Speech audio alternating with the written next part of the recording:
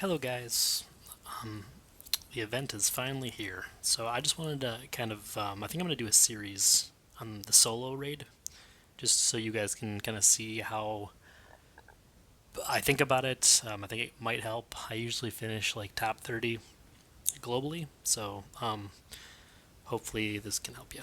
So anyway, right at the start here, normally when there's not a little mix-up that Nordis had this morning, um, if you can log in within the very first minute and then play the first level just really quickly, then once you play the level, you collect your torches and you collect your scrolls. You can then just close the game and then reopen the game. And then after like a minute or so, you should have a free round of scrolls. Now, that didn't happen this time because of there's a problem with Nordis. They had the timer messed up and there's some things going on today, but on a normal event, as long as it didn't fix that, you can usually get an extra round of scrolls doing that. So I was going to show that on screen, but unfortunately, because of the bug, I wasn't able to. But anyway, so a couple things you just want to note, okay? So smash damage is humongous in the event, okay? And why it's so important is because it will literally make it, like, it will tell you kind of where you should gauge your goal and how far you're going to be able to make it in the event, right?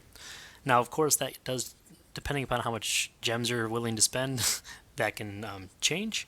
But I'll show you kind of my recommendations, and I'll even have like a recommendation section in the description of this video. So anyway, so I'm an 8. So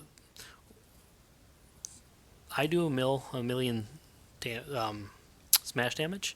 So basically, I won't even start playing this event. I think it's right around 53, 54, 55. Alright, so I won't even be playing this event until 59 because my smash damage will take care of all those other levels up to here. So that's how, like, when you see like Orca and you see some of the people that just like own this, if you have a level 10, which they do, you don't even start the event until like 70 something. So right, so or maybe it's 69 or something. So no, it's actually 70 something.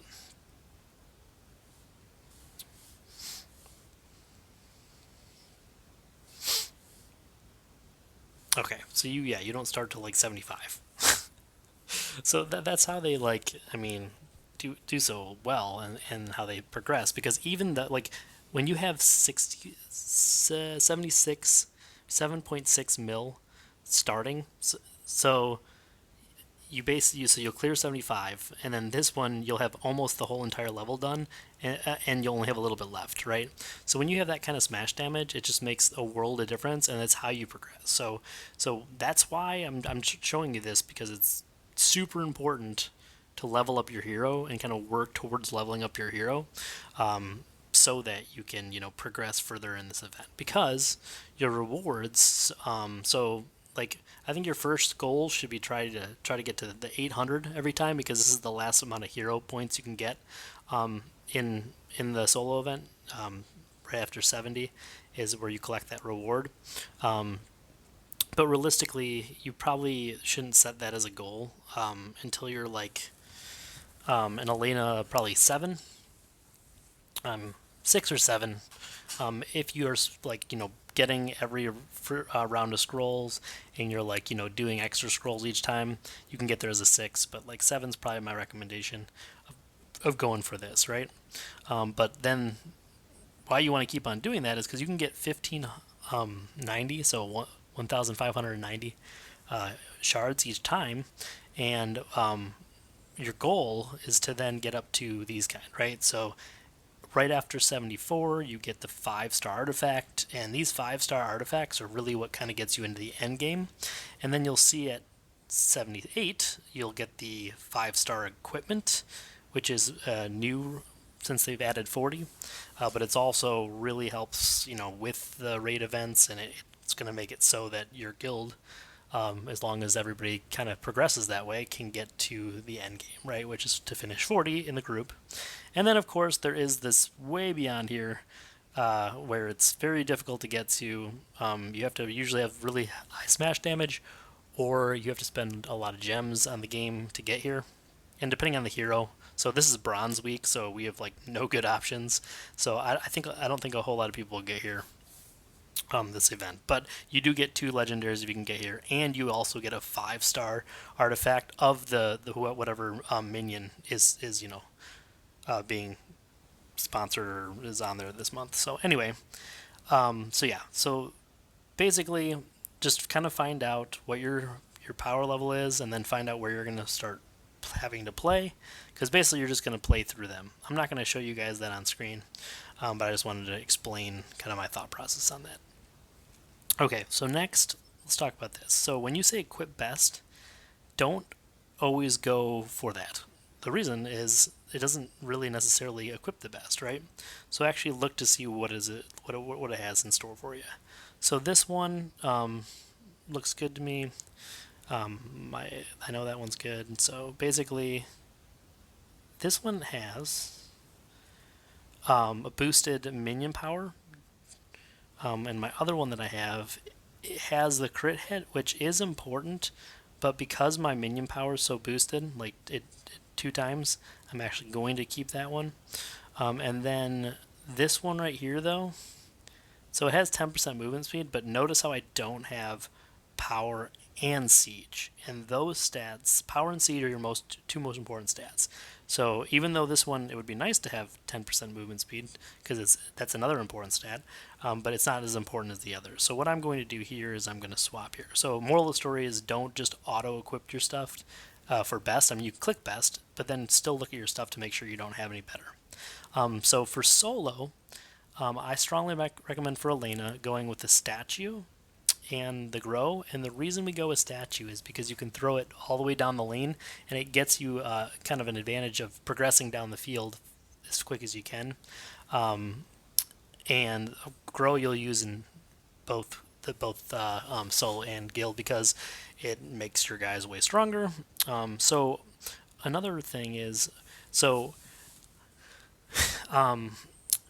if you have Trinity, she does a lot of damage, and because you have the grow, what I usually do is I have a commander, because then I can throw everything in one lane, and it's really nice because then you can then grow everything in the one lane, right? Which can help you do a lot more damage. And that's why I throw a commander in here when I have like Trinity. And then if you're like Evo 2 Elena for a group, if you have it, it's also good to have a commander, because you'll get 3 of whatever's there. And you can throw them all in one lane and then throw grow on them, and it just really helps you do a lot of damage. So yeah. So those are the spells I recommend for solo. The reason I don't recommend doing the Evo 2 spell, if you are a Elena level 9 in the solo, is because you don't have that much time. It's kind of the same reason I don't recommend doing Soul Leech in solo. It's because you just don't have enough time to get her to be, beast mode, like large, and do a lot of damage. So anyway, that's just my recommendation for solo. And this is probably the deck I'll use for the all the way up. You gotta have your Valkyries, because Valkyries do a bunch of damage, and then Magic Construct is key. Scourges do a bunch of damage as long as they're not, killed with the spitballs. I like Phase Assassin because you can, like, if there's a pool or if there's webs, she doesn't slow down her speed as long as she's cloaked. So that's why I think she's a really good minion. Fearless Leader is a must, obviously, to get down the lane. And also do some additional damage. And then why I use Amazon, some people use 2 Fearless Leaders. I use Amazon just because I find her, like, she throws a spear through, like, everything. And so, yes, the Fearless Leader also does splash damage, but if there's, like, layers of them, like, 3 sets of them, I just find that Amazon does a better job. Additionally, the lunge that the spider does, it doesn't hit Amazon. So, just for those reasons, I choose her instead of having 2 Fearless Leaders. And then the other thing is Bloodstalker is super, super, super important, because he benefits from all the other minions that you have on the field, and with a grow spell, you can make him even more powerful. One note, I'll just mention it now. if you are deciding to use Spirit Call instead of one of these, so the Spirit Call, like I said, I don't recommend it for solo, and I don't even recommend it for really the group unless you have at least level 7, because at level 7, that's where you'll gain your, you do the same amount of damage, you just don't have half the health. So I just think you should definitely not use it in solo, in my opinion. But group, Evo 2 is really where I would use it. So, but not a lot of people have that. Okay, cool. All right, so we went over this. Okay, and then, like I said, I plan to just I'm just gonna progress through this, and then whenever I'm like playing through the levels, I'll just kind of explain some tactics I use in a further video. But I just wanted to mention that. So the other thing about scroll collection, they do reset every 3 hours, right? So you will notice a huge advantage. I strongly recommend that you do, if you can afford it, doing at least one extra of the torches every round, and then the one extra of each scroll. Just because you'll progress a lot further, and you'll have more resources that you can help out in the guild event with. So I super strong recommend that. Also, I know a lot of you don't like to wake up in the middle of the night for a video game, but you can kind of plan it in ways. So for here, I'm in the Eastern time zone, and basically, so I'll have 11 o'clock collect, 11 p.m. And then basically, I'll set an alarm for 4:58, because that way I'll just collect 2 rounds of scrolls, because I'll collect the ones right before they reset, and then I'll collect them once they do reset. So, I'll still get 6 hours of sleep, and then I can usually go back to bed or whatever. But it's really important that you collect those, because, I mean, you're missing out on like a bunch of free, well, not free, but, well, free, and if you do the extra gems, you're just missing out on a lot of potential to progress in solo. And like I said, in my opinion, this is the end game. This is where you'll progress. This is the only place you can get 5-star artifacts. This is the only place you can get 5-star and 4-star equipment. So there's just a lot of emphasis on this, as well as it's the only place you can like level up your heroes to get the higher level Evo spells on all your heroes. So anyway, I hope this is helpful. And like I said, I'll be doing kind of a series for this. So have a good day.